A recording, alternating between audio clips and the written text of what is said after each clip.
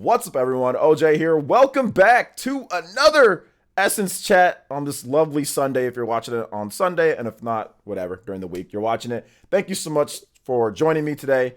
I've got another amazing guest for the Essence chat. If you missed last week, we had beat 'em ups talking Legend of Zelda and more. But this week, we've got a specialist, somebody who probably knows RPGs better than I do. We've got an absolute specialist. You guys, a lot of you guys probably know him as Stealth 40K on Twitter, or just Stealth on Twitter. Has tons of followers. What are you at right now, Stealth? I think I'm at 46,000, somewhere around there. Yeah. So definitely quite a big mark on Twitter. Definitely has fantastic RPG insight and everything. So I wanted to introduce my guest, Stealth. How are you doing today, man? I'm doing great. Thanks so much for having me on. This has been a long, long time coming. Yeah. We did link up. I know we've done some PE podcasts and some stuff before in the past. I think you've been on the Spawncast before, right? I think you've. Yeah, I've been on the Spawncast a couple times. I was on the PE podcast a couple times. Yeah. So no stranger to the channel or to the viewers out there. A lot of my viewers follow you, link me your tweets and stuff like that. I mean, I use your tweets all the time, for my videos and stuff. Because like I said, you're very knowledgeable about RPGs, and we've got some RPGs to talk about. So I kind of wanted to get your perspective on a lot of this stuff. So I'm going to be asking you some questions, things like that. A lot of the people that watch my channel, you guys know what I think about Xeno and stuff, and I'll chime in, but I really wanted to get Stealth's perspective since he doesn't do YouTube like I do, and really you just kind of see him from Twitter, but kind of get him, where you can see his face, see what he's talking about when it comes to RPGs and when it comes to what we're discussing here today. So let's start off. I think, you're a big Xenoblade fan, definitely one of your favorite franchises, right? Yeah, absolutely one of my favorite franchises. Starting with Xenogears on the original PlayStation, fell in love with that game and really that team. Yeah. And then when that team split off from Square Enix, and kind of partnered up with Namco to do Xenosaga, played all those games, loved them. And then in a twist of fate, they became a Nintendo first-party studio. And now I think the Xenoblade series is absolutely their best work. Yeah, Xenoblade is it's so good because it's interesting that they became that. Because do you remember the news when they first acquired Monolith Soft and everyone's like, back then the internet wasn't as big as it is now, but when they acquired it, everyone's like, and? No, there was no fanfare behind it, but little did we know what they would turn into, so it's kind of cool to see that, because it's been it's been 11 years since they've been with it. I think it was 2011 did they acquire them, or 2010? Yeah, and the crazy thing is when they split with Square Enix, they were about 40 people. Mm-hmm. Pretty much all from Square Enix, but 40 people, and now they're knocking on the door of 300 employees, so they're just an enormous studio. And even when they helped out on Breath of the Wild in 2017, they've gained 100 employees since then. So they've just ballooned. Yeah, absolutely. I think that what Nintendo likes about them is how efficient they are with how little. You get Xenoblade Chronicles 2. Obviously that game, there's some technical shortcomings here and there, but overall, the scope and size of that game for a team that 40 people or so that worked on it, 40, 50 people with some outside contracted help, that is incredible. I think that's probably is the most impressive about them. Not only are they technologically really good at helping out with open world games and stuff like that, but they also, are very efficient with what you give them. You don't have to give them a huge budget. You don't have to give them everything, and they can make a really good game. Yeah, Nintendo needed a studio like that they could trust to help out on their other titles. They've been helping out on Zelda, Splatoon, Animal Crossing, and there's even rumors that they helped out on the new Pokemon Arceus game a little bit. Yeah. So they become just the backbone of Nintendo's entire development structure. Yeah, which is really good, and they've been able to hire really good people, since like you said, there was only 40 people at the time when they purchased them. And they were able to hire people to just just assimilate or just meld right into the culture. We haven't heard any type of issues or problems or, things coming out from Monolith stuff. It seems like everything's a well-oiled machine. People are happy. They're getting paid well. Everything's good so far. It seems like they have a good, one of the better male to female ratios of employees. So that's always good to hear about that. And I think that makes for happy and good games. It makes for really good and, you know, awesome stuff. So let's get into some of that awesome stuff first. So Xenoblade Stealth, what is your gut reaction, your gut instinct on what's up with the new Xenoblade? Is it a Xenoblade 3? Is it a Xenoblade spinoff? Is it a side story? What do you think is happening with Monolith Soft and Xenoblade, and will it be this year? Good question. We've seen so many rumors saying it's Xenoblade 3. There's a Xenoblade action game coming. It's coming this year. It's sooner than we think. It's getting delayed until next year. We've seen like the rumors run the gamut. You know, it's one of those things where it's like my heart is telling me one thing, my head is telling me a different thing. In my heart, I want it to be this year. You know, I really want it to be this year. I want it to be soon, and I want it to be announced in the next Nintendo Direct. My head's saying, you know, maybe it'll release in like December, and it might get pushed back, but I'm hoping it's not. I really want it to release this year, and yeah, I think it is Xenoblade Chronicles 3, just because there's been so many rumblings about like the music being recorded, different voice actors recording their lines, like Melia. The voice actress said was like she was recording things. Yeah. And there's rumors that she's a big part of Xenoblade 3. Yeah. So there's just a lot of things that make me feel like, you know, it's been a long time since Xenoblade 2. Yeah. And then Torna wrapped up in like 2018. And then they were working on this new game in addition to Xenoblade Chronicles Definitive Edition. Yeah, 2020 for that one. Know, yeah, so I feel like it's just a matter of time before we just get that announcement. And, you know, I think it's going to be soon. I hope so.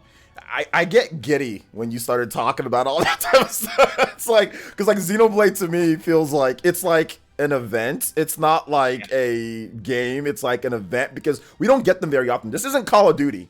You know, this isn't Battlefield. This isn't Assassin's Creed. You know, this is since 2010 we've gotten 3 main Xenoblade games. So this is it. They're spaced out pretty good. So it's always exciting to kind of hear and talk with another Xenoblade fan. How do you feel the combat is going to go with this? Do they take this in a different direction? I've suggested potentially that they could take it to where you make like contextual like button presses to where you actually press the button and they attack. Do you feel that they're going to change up the combat with Xenoblade Chronicles 3? Yeah, I mean, I found the combat in Xenoblade Chronicles 2 very, very satisfying. But even after like 300 hours, I'm still not sure I understand it completely. You know, it was super complicated, the system that they had. And honestly, I would just love it for them to refine that. Like, I loved Xenoblade 2's combat system. It was great with the chain arts and the different blade swapping and all of that. It was just fantastic. So, you know, I'm hoping that they'll take that and add to it, but usually they evolve the combat in ways that like we can't immediately see. And you know, we don't know if Xenoblade Chronicles 3 is going to have blades or what the crux of the world and story is going to be. So you know, it's really hard to tell, but it's going to be complex. I can tell you that much. Okay, so I know you said that you loved like the blade system and kind of what they did there. Like, and I'm pretty sure you played Torna and beat Torna, right? So where they got rid of, I mean, they still had the blade system, but they got rid of all the other blades and they completely like refined it. They actually made it simpler when it comes to Torna. Do you feel that they're going to refine Torna, or do you feel, and what do you like more? Do you like Xenoblade 2 or do you like Torna more when it comes to combat? I mean, honestly, I like Xenoblade 2 more than Torna. Torna's combat was more simplified in terms of the single character and the swapping and the jumping in and out. I did like that. So hopefully they can sort of incorporate both and have more unique arts and different kinds of things that way.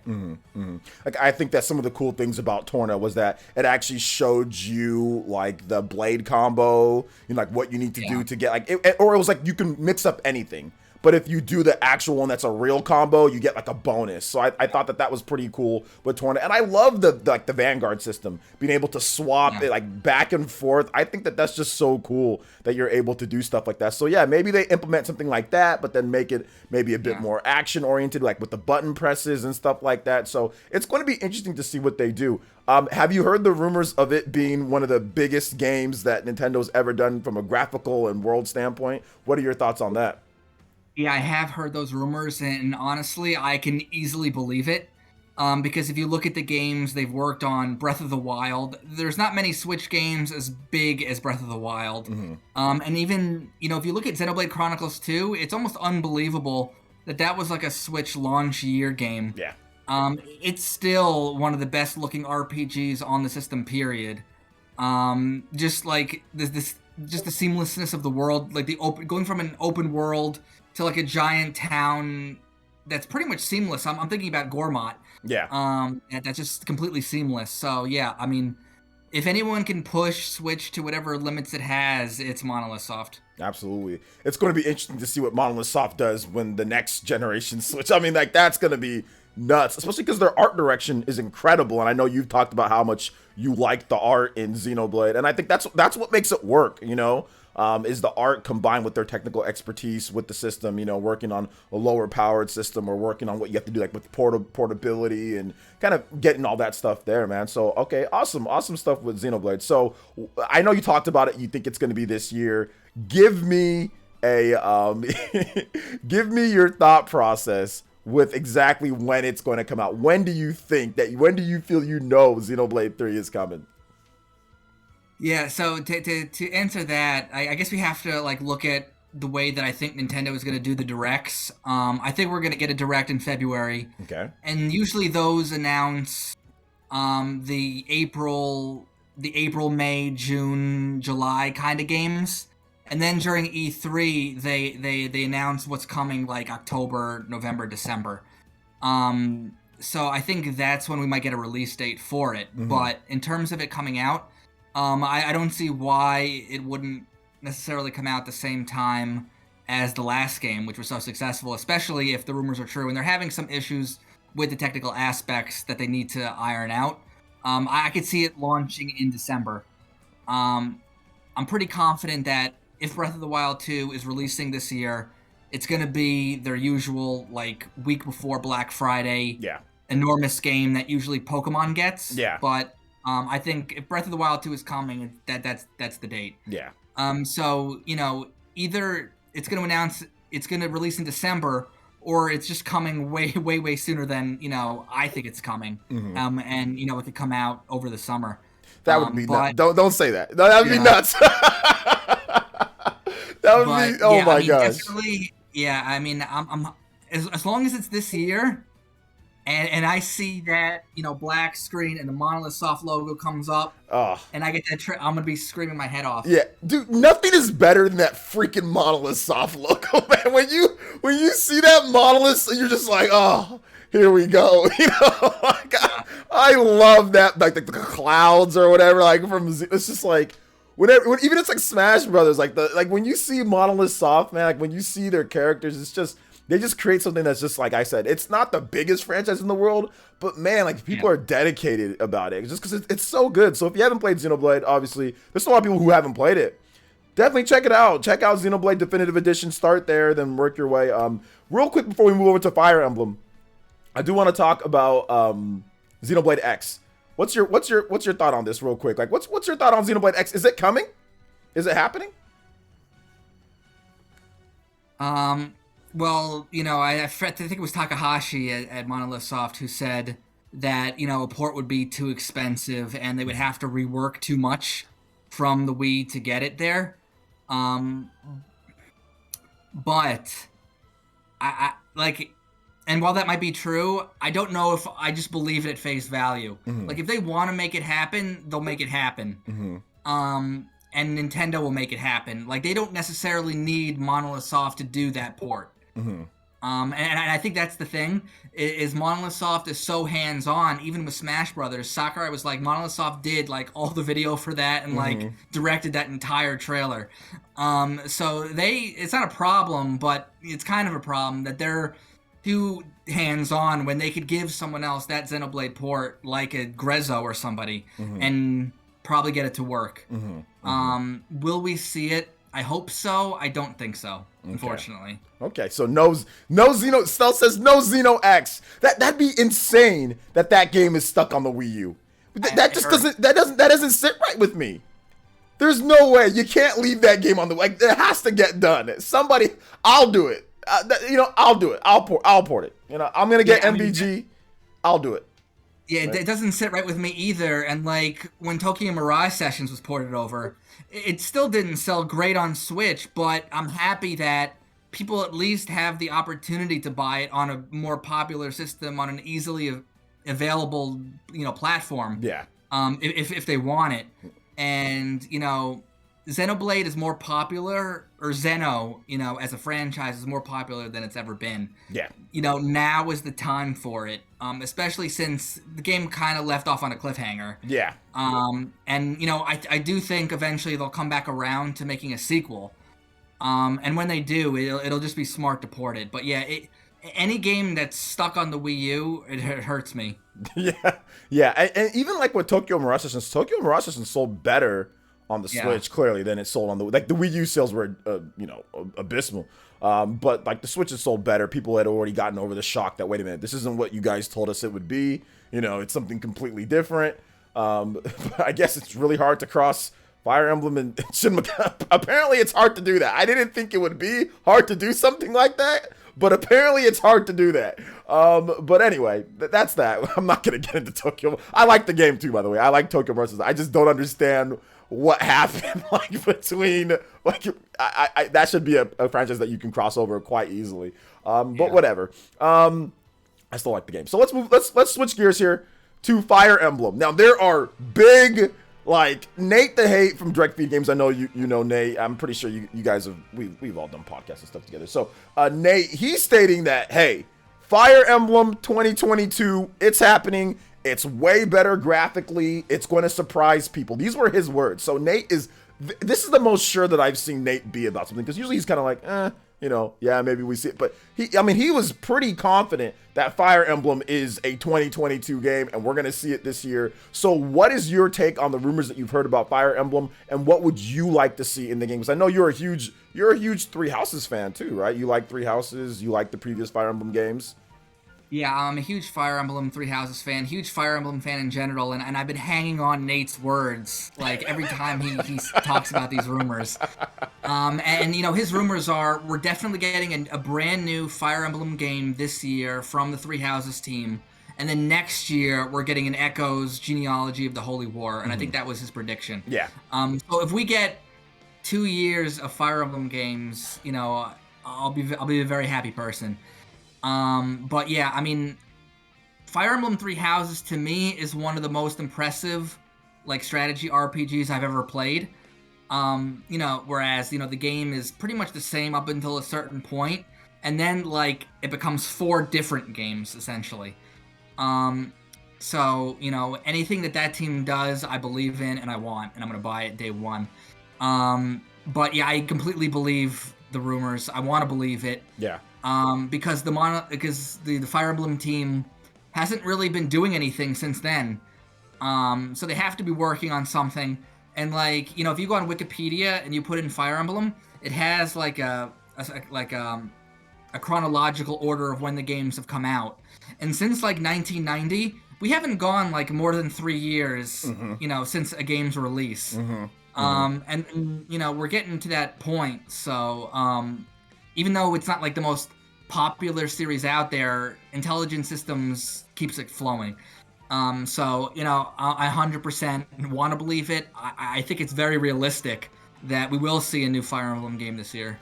Yeah, I like what you said there, because that's correct, and I know I've spoken about that. It's about every 3 years if you date it back to the 3DS. It was 3 years for it was 3 years from Awakening to Fates. It was 3 years from Fates to Three Houses, and even less time than that for the Echoes game.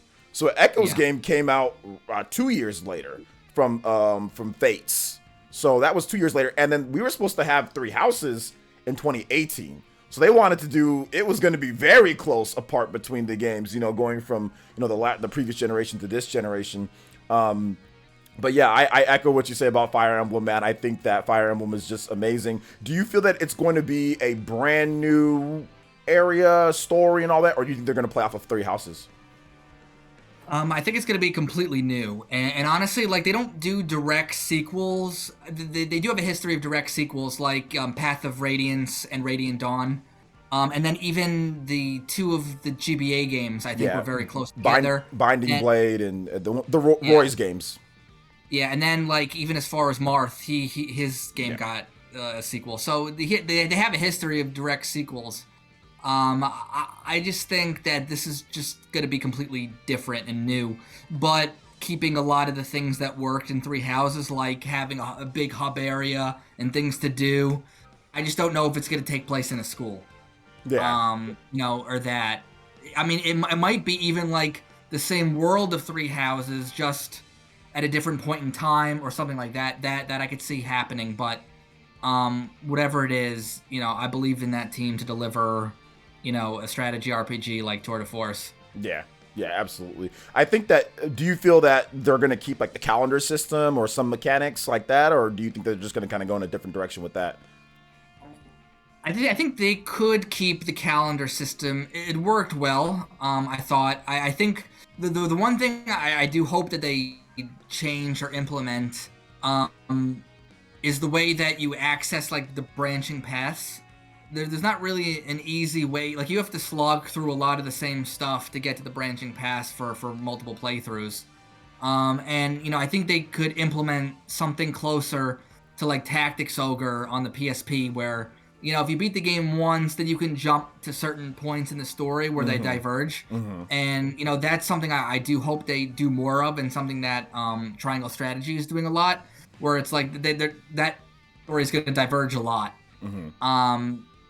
Fire Emblem, it diverges, but like at one major point, and depending on what you choose at the start. Yeah. So I'm hoping there's a lot more choice involved. Okay. Awesome stuff there.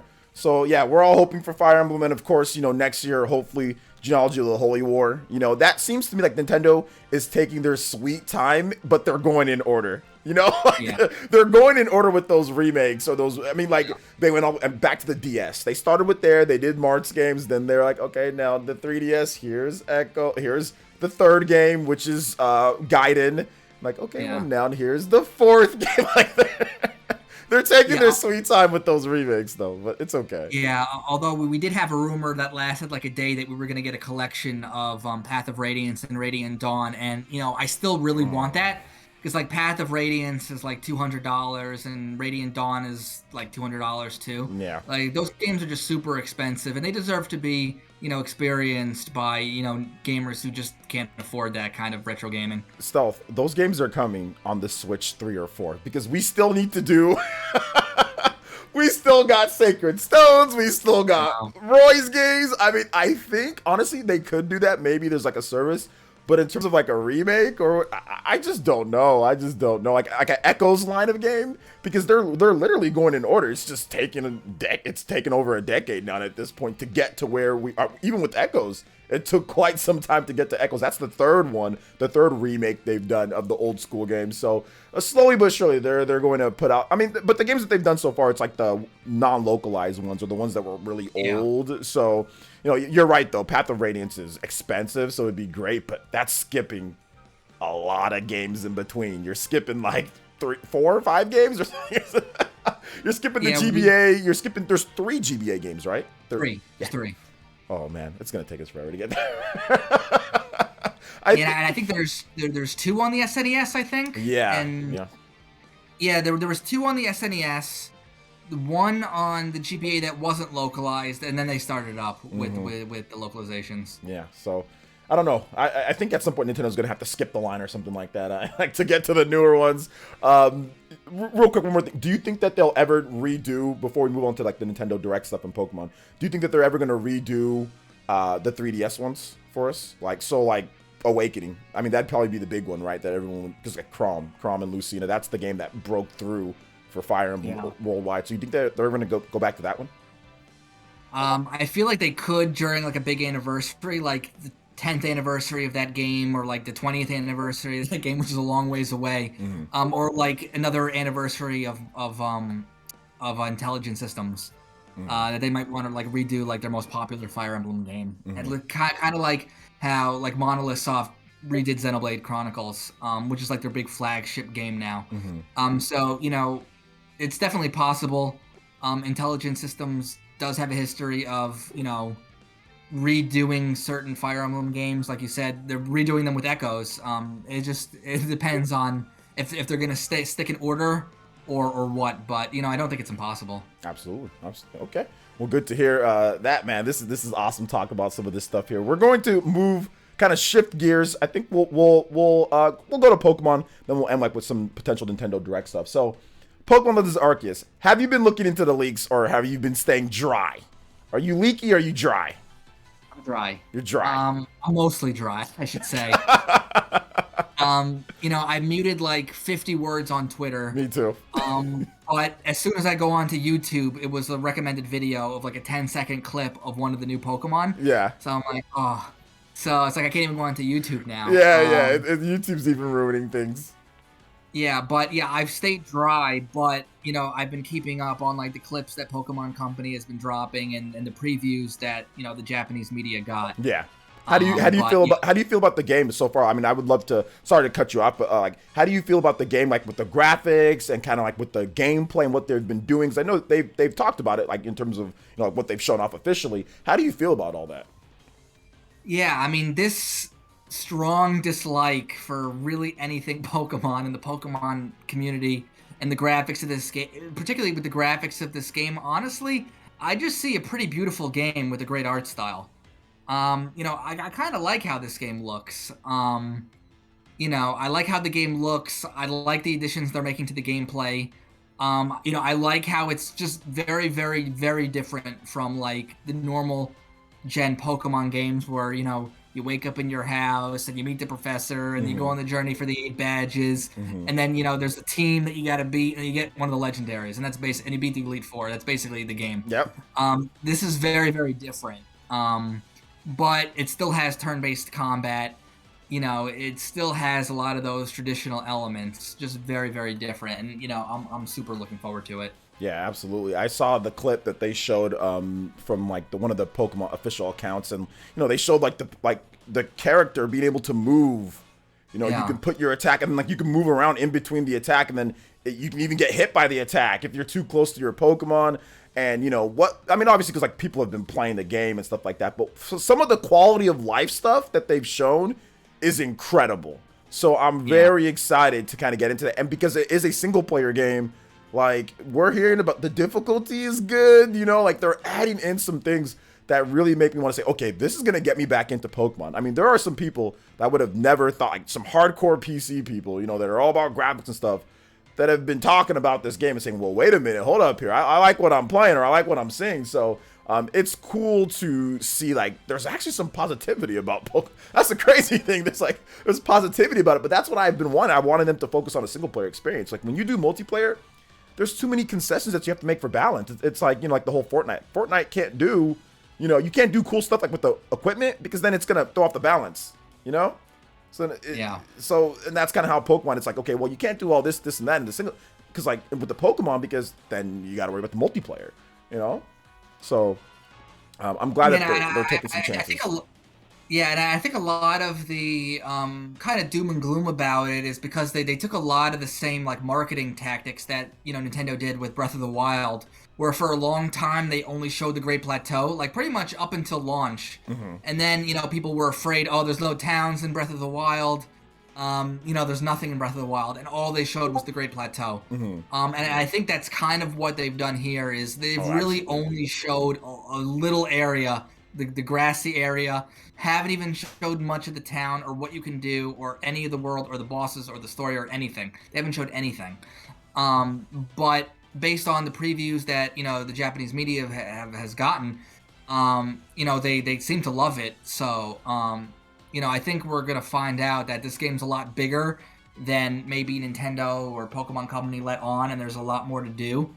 Obviously, I just stayed away completely from the leaks, and I'm sure what happens is the leakers, they get the game a week early and they're already done by the time that the game is out. But yeah, I mean, I think this game has the potential to kind of be that Pokemon of the Wild that people wanted, just maybe a little bit less complex for the Pokemon audience. Yeah, absolutely. I'm really looking forward to the game. Like, I'm like super hyped. I haven't been playing anything else, dude. I've just been like, nope, my mind is on Pokemon. I'm not playing. I'm just gonna watch HBO Max or just relax and just exercise. This is how I'm gonna get by. I tried to play Horizon Zero Dawn, like I'm like, dude, I turned it off like after 35 minutes. I was like, oh, I'm good. Like I want to play Pokemon. I don't want to play this. So let's get into the final topic here, man. And Nintendo Direct stuff. There's a lot of rumors. Well, not rumors, but like speculation. February Nintendo Direct. I thought Nintendo didn't do Directs in February too much, but apparently they have. They've done February Directs the past few years. There's been some February Directs. So what is your gut instinct on when the next Nintendo Direct is and why? Yeah, I mean, the early year Direct is pretty much the one that's like the least easy to kind of pin down. Mm-hmm. They always have a Direct at E3, and they always have a Direct during September, always. Mm-hmm, mm-hmm. The one in January... The early year one is February or March, depending, and there's really no rhyme or reason. I forget when it was last year. It might have been. It was. I think it was February last year too. Yeah. February. And then I know like 2019 there was a February one because that's when we got Astral Chain was announced, and I was like, I was like lost my breath. So.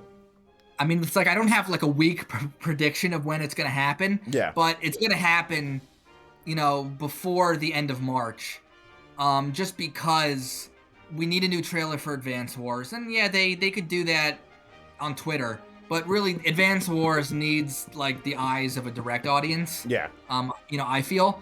And then, we don't really know what's happening May, June, July. Yeah. We don't have release dates.